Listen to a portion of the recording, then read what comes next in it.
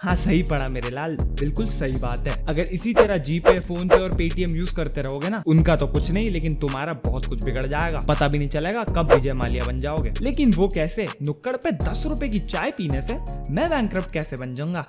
आओ मैं बताता हूँ कि इस यूपीआई की अच्छाई के पीछे बहुत ही डार्क और कड़वा सच है। तो फिर देर किस बात की, without wasting time let's get started. चलो तुम ही सोचो, अगर तुम्हारी जेब में 5 रुपए पड़े होंगे तो क्या तुम 10 रुपए की चाय पियोगे? यार इसका जवाब तो बहुत ही सिंपल, तुम पियोगे। आखिर चाय को कौन ही मना करता है यार। वैसे तुम्हें लगा होगा कि मैं ना बोलने वाला। हाँ, अगर ये 2015 होता ना तो मैं ना बोलता, लेकिन ये तो 2022 है मेरे दोस्त। और मैं ये एक बात बोलना भूल गया कि तुम्हारी जेब में तुम्हारा फोन भी पड़ा है। अब मुझे बताओ, क्या तुम वो 10 वाली चाय पियोगे? हाँ पीऊंगा, 10 रुपए पेटीएम कर दूंगा, क्या दिक्कत है? ये ख्याल तुम्हारे दिमाग में आता भी नहीं अगर यूपीआई नहीं होता। तुम चुपचाप अपना मन मार के घर वापस लौट जाते। लेकिन अब तुम बोलोगे कि यार अगर बैंक में भी मेरे पैसे नहीं होंगे तो भी तुम अपना मन मार ही लोगे ना। लेकिन एक बात इसमें ध्यान रखना कि तुम्हें कितना ही टाइम लगता है किसी को फोन करने में और बोलने में कि भाई 5 रुपए पेटीएम कर दें, मैं तेको कल वापस करता हूँ। या फिर कितना ही टाइम लगता है अपने पापा को बोलने में कि पापा मुझे 100 रुपए पेटीएम करना, मुझे जरूरत लग रही है। और किसी किसी कंडीशन में तो वो 100 की जगह 200 आ जाते हैं।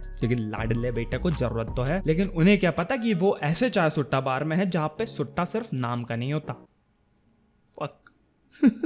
यहाँ पे मेरा ये कहना है कि इंडिया में लोग यूपीआई इतना ज्यादा यूज करते हैं कि भैया भले ही वो ट्रांजैक्शन 5 रुपए का क्यों नहीं हो, उसके लिए भी पेटीएम कर ही देंगे। और इससे ये होता है कि यार तुम अनकॉन्शियसली कुछ ज्यादा ही स्पेंड कर देते हो। वहीं पे अगर तुम्हारी जेब में अगर पैसे नहीं होंगे ना तो तुम उस चीज को खरीदने की सोचोगे भी नहीं। और यहाँ पे अगर तुम्हारे पास ये साधन है तो तुम वो 5 रुपए का ट्रांजैक्शन करने से पहले 2 सेकंड भी सोचते नहीं हो। और अगर तुम्हारी बैंक में तुम्हारी सेविंग्स है ना तो तुम्हें पता भी नहीं चलेगा कि वो 5 रुपए कब 500 रुपए में बदल जाएंगे। 5 रुपए तो मैंने सिर्फ और सिर्फ एग्जाम्पल के लिए लिया है। बहुत सारे लोगों का तो डेली का खर्चा बहुत ही ज्यादा फिक्स्ड रहता है। हाँ मैं तुम्हारी बात कर रहा हूँ नशेड़ियों। चलो साथ में एक एक्टिविटी करते। इस वीडियो के खत्म होने के बाद, हाँ पहले इसे खत्म हो जान दो, उसके बाद तुम्हारा ना बैंक का स्टेटमेंट निकालना और उसके बाद देखना कि कितने सारे ट्रांजैक्शन है जो 100 से कम के हैं और कितने ट्रांजैक्शन है जिसे तुम अवॉइड कर सकते थे। और उनका हिसाब निकालने के बाद क्या क्या फटेगा वो मुझे तो बताने की भी जरूरत नहीं। देखो ये बात तो तुम्हें भी पता होगी कि यार सिर्फ और सिर्फ अब गूगल पे ही फ्री रह गया है, क्योंकि फोन पे और पेटीएम भी तुम्हें कुछ कुछ ट्रांजैक्शंस के लिए चार्ज करने लगे। फोन पे अराउंड तुमसे 1 या 2 रुपए चार्ज करता है और वहीं पे पेटीएम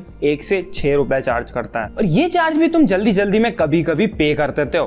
ये फर्स्ट टाइम मेरे साथ भी हुआ था, बिना नोटिस करे मैंने भी 2 रुपए एक्स्ट्रा दे दिए थे। और ये चार्जेस भी हमारी बहुत ही इंपॉर्टेंट चीज पे बहुत ही ज्यादा लगते हैं, हमारे मोबाइल रिचार्जेस। तुम्हें पता भी नहीं लगेगा कि 199 कब 201 रुपए बन गए। अब देखो एक सवाल तो जरूर तुम्हारे मन में आया होगा कि यार ये यूपीआई कंपनीज तो फ्री में चल रही हो, कोई खर्चा तो होगा ही नहीं इनका। नहीं, यहाँ पे तुम बहुत ज्यादा गलत हो, क्योंकि इन्हें भी सर्वर चलाने में बहुत ज्यादा कॉस्ट आती है और इनकी जो बहुत सारी हेवी लिफ्टिंग है ना वो मोस्टली बैंक्स करती है। और बैंक्स का तो तुम्हें पता ही है, वो तुम्हारे फायदे से अपना फायदा ज्यादा देखती है। और यहाँ पे भी वही होगा, तुम्हें कुछ ट्रांजैक्शंस के लिए चार्जेस देना पड़ेंगे और ये वो लोग डिसाइड करेंगे।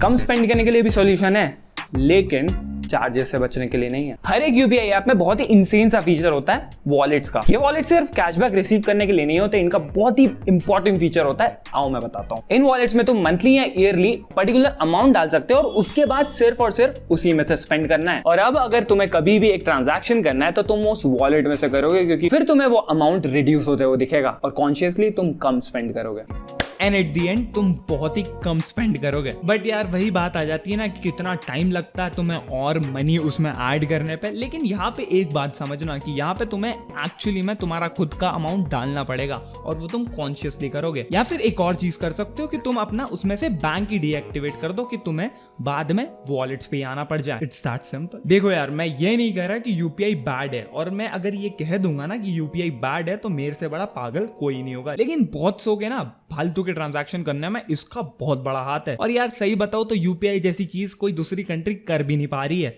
जितने अच्छे से हमने कर लिया, क्योंकि यार जुगाड़ू लोग है अपन, बहुत सारी चीजें कर लेते हैं। और हाँ, इंडिया को डिजिटलाइज करने में इसका बहुत बड़ा हाथ है, शायद कानून से भी ज्यादा।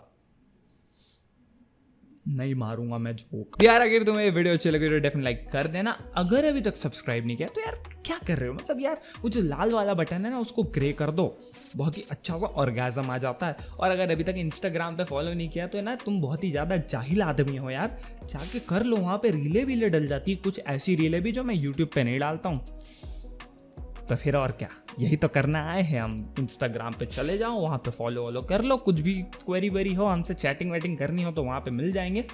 और हाँ, that is it for me today. ये वाली वीडियो का लाइक एम है बाय द वे 40 लाइक्स, तो यार करवा देना, मतलब ऐसे मतलब शर्मिंदा मत करना। That is it for me today. See you next time, bye.